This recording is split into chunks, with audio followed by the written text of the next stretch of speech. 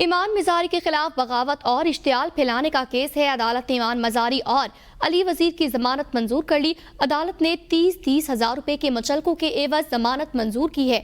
समात इंसदादे दहशतगर्दी अदालत के जज अबुल हसनात जुल्कुरनैन ने की। प्रोसिक्यूशन की जानिब से दोनों मुल्जिमान की जमानत की मुखालफत की गई थी। अदालत ने ईमान मजारी को 30-30 हजार रुपए के मुचलकों के एवज जमानत दे दी। मजीद तफसीलात जानते हैं जमशेद कादिर से। जी जमशेद, आगाह कीजिएगा।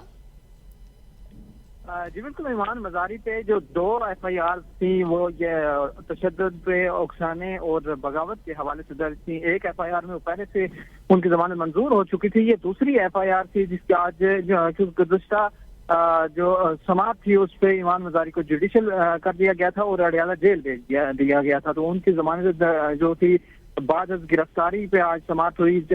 समात ATC के जज अबुल हसनात जुल्कुरनैन ने की और अदालत ने आज ईमान मजारी को 30 हजार रुपए मुचलकों के उनकी जमानत मंजूर कर ली है। जी, 30 हजार रुपए के जमानती मुचलकों के एवज जमानत मंजूर कर ली। अपडेट करने के लिए जमशेद, शुक्रिया।